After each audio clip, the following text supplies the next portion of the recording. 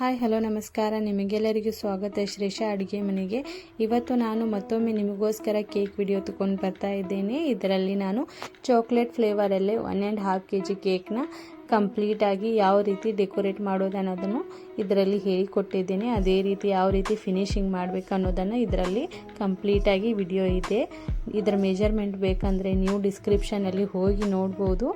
ಈ ಕೇಕ್ನ 10 ಇಂಚದಷ್ಟು ಇರುತ್ತೆ. ಅದರಲ್ಲಿ ನಾನು ಈ ಸ್ಪಾಂಜ್ನ ಬೇಕ್ ಮಾಡಿದ್ದೇನೆ. ಇಲ್ಲಿ ನೋಡಿ, ಈ ರೀತಿಯಾಗಿ ಸ್ಪಾಂಜ್ ಬೇಕ್ ಕೂಡ ಆಗಿದೆ. ಇದರ ಮೆಜರ್ಮೆಂಟ್ ಬೇಕಂದರೆ ನಾನು ಪ್ರಿಮಿಕ್ಸ್ ಎಷ್ಟು ಯೂಸ್ ಮಾಡಿದ್ದೇನೆ, ಎಷ್ಟು ಕ್ರೀಮ್ನ ಯೂಸ್ ಮಾಡಿದ್ದೇನೆ ಅನ್ನೋದನ್ನು ನಿಮಗೆ ಏನಾದರೂ ಡೀಟೇಲ್ಸ್ ಬೇಕಂದರೆ ಡಿಸ್ಕ್ರಿಪ್ಷನಲ್ಲಿ ನೀವು ಹೋಗಿ ನೋಡ್ಬೋದು. ಇವಾಗ ನೋಡಿ, ಈ ಸ್ಪಾಂಜ್ನ ಮೇಲಿನ ಲೇಯರ್ ಇರುತ್ತೆ ಅಲ್ವಾ, ಇದ್ರ ಸ್ಕಿನ್ನ ನೀವು ಸ್ವಲ್ಪನೇ ಮೇಲಿನ ಲೇಯರ್ನ ತೆಗಿಬೇಕಾಗುತ್ತದೆ. ನೀವು ಇದನ್ನು ಓವನ್ನಲ್ಲಿ ಮಾಡಿದರೆ ಮಾತ್ರ ಇದರ ಮೇಲಿನ ಸ್ಕಿನ್ನ ತೆಗಿಬೇಕಾಗುತ್ತೆ.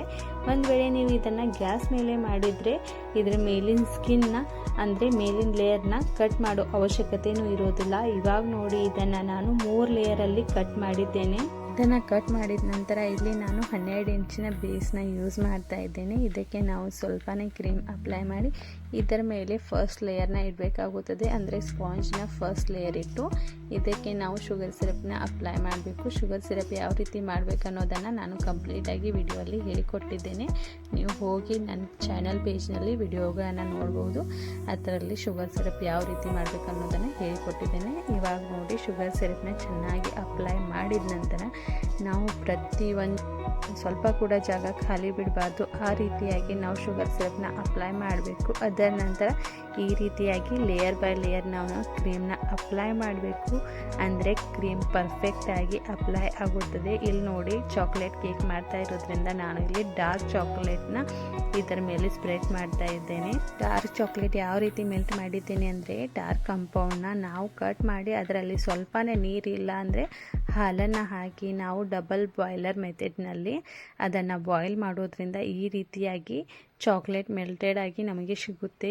ಆದ್ದರಿಂದ ನಾವು ಈ ರೀತಿಯಾಗಿ ಚಾಕ್ಲೇಟ್ ಕೇಕಲ್ಲಿ ಯೂಸ್ ಮಾಡ್ಬೋದು. ಅದನ್ನು ಯಾವ ರೀತಿ ಮಾಡಬೇಕು ಅನ್ನೋದನ್ನು ನೀವು ತಿಳ್ಕೊಬೇಕಂದ್ರೆ ನನಗೆ ಕಮೆಂಟ್ ಬಾಕ್ಸಲ್ಲಿ ಕಮೆಂಟ್ ಮಾಡಿ. ಅದ್ರ ಬಗ್ಗೆ ಕಂಪ್ಲೀಟ್ ಡೀಟೇಲ್ ಆಗಿ ನಾನು ವಿಡಿಯೋ ಮಾಡ್ತೇನೆ.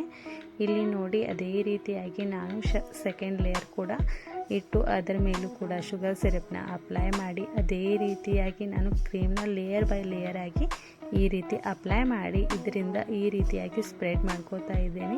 ಇದನ್ನು ಸ್ಪ್ರೆಡ್ ಮಾಡಿದ ನಂತರ ನಾವು ಇದರ ಮೇಲೆ ಮತ್ತೊಮ್ಮೆ ಡಾರ್ಕ್ ಚಾಕ್ಲೇಟ್ ಹಾಕಿ ಮತ್ತೊಮ್ಮೆ ಇದನ್ನು ಕೂಡ ಚೆನ್ನಾಗಿ ಸ್ಪ್ರೆಡ್ ಮಾಡ್ಕೋಬೇಕು. ಇಲ್ಲ ಅಂದರೆ ನೀವು ಡೈರೆಕ್ಟಾಗಿ ಕ್ರೀಮ್ನಲ್ಲಿಯೇ ಚಾಕ್ಲೇಟ್ ಕೇಕ್ ಮಾಡೋದ್ರಿಂದ ಕ್ರೀಮ್ನಲ್ಲಿಯೇ ಡಾರ್ಕ್ ಕಾಂಪೌಂಡ್ನ ಮೆಲ್ಟ್ ಮಾಡಿರುವ ಚಾಕ್ಲೇಟನ್ನು ಇದರಲ್ಲಿ ಮಿಕ್ಸ್ ಮಾಡಿ ಕೂಡ ನೀವು ಅಪ್ಲೈ ಮಾಡ್ಬೋದು. ಇವಾಗ ನೋಡಿ, ಇದರ 3ನೇ ಲೇಯರ್ ಕೂಡ ನಾನು ಈ ರೀತಿಯಾಗಿ ಅಪ್ಲೈ ಮಾಡಿ ಚೆನ್ನಾಗಿ ಶುಗರ್ ಸಿರಪ್ನ ಸೋಕ್ ಮಾಡಿ ಅದರ ನಂತರ ನಾನು ಇಲ್ಲಿ ಕ್ರಮ್ ಕೋಟಿಂಗ್ ಕೂಡ ಮಾಡ್ಕೋತಾ ಇದ್ದೇನೆ. ಇವಾಗ ನೋಡಿ, ಕ್ರಮ್ ಕೋಟಿಂಗ್ ಮಾಡಲಿಕ್ಕೆ ನಮಗೆ ಸ್ವಲ್ಪನೇ ಕ್ರೀಮ್ ಬೇಕಾಗುತ್ತದೆ. ಅಂದರೆ ಈ ರೀತಿಯಾಗಿ ಕ್ರಮ್ ಕೋಟಿಂಗ್ ಮಾಡೋದ್ರಿಂದ ಬ್ರೆಡ್ನ ಯಾವುದೇ ಕ್ರಮ್ಸ್ ಕೂಡ ನಮಗೆ ಮೇಲೆ ಕಾಣೋದಿಲ್ಲ. ಅದೇ ರೀತಿಯಾಗಿ ಫಿನಿಶಿಂಗ್ ಕೂಡ ಅಷ್ಟೇ ಚೆನ್ನಾಗಿ ಕಾಣುತ್ತೆ. ಅದಕ್ಕೋಸ್ಕರ ನಾವು ಇಲ್ಲಿ ಕ್ರಮ್ ಕೋಟಿಂಗ್ ಮಾಡಬೇಕಾಗುತ್ತದೆ.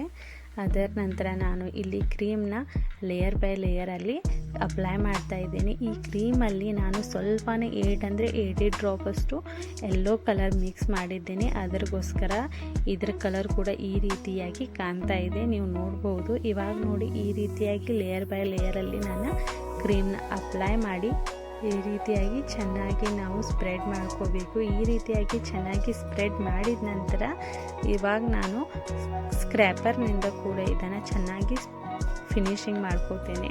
ಸ್ಕ್ರ್ಯಾಪರ್ನಿಂದ ಮಾಡೋದ್ರಿಂದ ಚೆನ್ನಾಗಿ ಫಿನಿಶಿಂಗ್ ಕೂಡ ಬರುತ್ತೆ. ಇಲ್ಲಿ ನೋಡಿ, ನಾನು ಇದು ವೈಟ್ ಕಲರಲ್ಲಿ ಯೂಸ್ ಮಾಡುವಂಥ ಇದು ಸ್ಕ್ರ್ಯಾಪರ್. ಇದು ನಾವು ಇಲ್ಲಿ ನೋಡಿ, ನೀವು ಈ ಸ್ಕ್ರ್ಯಾಪರ್ ಇರುತ್ತೆ ಅಲ್ವಾ, ಸ್ವಲ್ಪನೇ ಕ್ರಾಸಲ್ಲಿ ಹಿಡಿದು ಈ ರೀತಿಯಾಗಿ ಟರ್ನ್ ಟೇಬಲ್ನ ಟರ್ನ್ ಮಾಡ್ತಾ ಈ ರೀತಿಯಾಗಿ ತಿರ್ಸೋದ್ರಿಂದ ಫಿನಿಶಿಂಗ್ ಕೂಡ ಚೆನ್ನಾಗಿ ಬರುತ್ತೆ. ಇದೇ ರೀತಿಯಾಗಿ ಲೈನಿಂಗ್ ಸ್ಕ್ರ್ಯಾಪರ್ ಕೂಡ ಇರುತ್ತೆ, ಅದರಿಂದ ಕೂಡ ನಾನು ಈ ರೀತಿಯಾಗಿ ಡಿಸೈನ್ ಕೂಡ ಮಾಡಿದ್ದೇನೆ.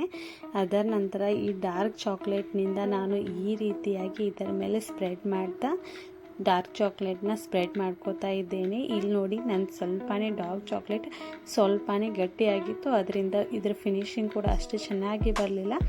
ಆದರೂ ಕೂಡ ನಾನು ಲಾಸ್ಟಲ್ಲಿ ಮೇಲೆ ಹೆಚ್ಚಿಗೆ ಚಾಕ್ಲೇಟ್ನ ಹಾಕಿ ಇದರ ಫಿನಿಶಿಂಗ್ ಕೂಡ ಲಾಸ್ಟಲ್ಲಿ ಕಂಪ್ಲೀಟಾಗಿ ಚೆನ್ನಾಗಿ ಮಾಡಿದ್ದೇನೆ. ಡಾರ್ಕ್ ಚಾಕ್ಲೇಟ್ನ ಮೆಲ್ಟ್ ಮಾಡುವಾಗ ಕರೆಕ್ಟಾಗಿ ಮೆಜರ್ಮೆಂಟಲ್ಲಿ ನಾವು ಮೆಲ್ಟ್ ಮಾಡಿದರೆ ಮಾತ್ರ ಇದು ಸರಿಯಾಗಿ ಸೆಟ್ ಆಗುತ್ತೆ. ಇಲ್ಲಿ ನೋಡಿ, ನಾನು ಇವಾಗ ಲಾಸ್ಟಲ್ಲಿ ಇದ್ರ ಮೇಲೆ ಡಾರ್ಕ್ ಚಾಕ್ಲೇಟ್ ಇನ್ನೂ ಸ್ವಲ್ಪ ಹಾಕಿ ಇದನ್ನು ಫಿನಿಶಿಂಗ್ ಕೂಡ ಚೆನ್ನಾಗಿ ಮಾಡಿಕೊಂಡೇನೆ.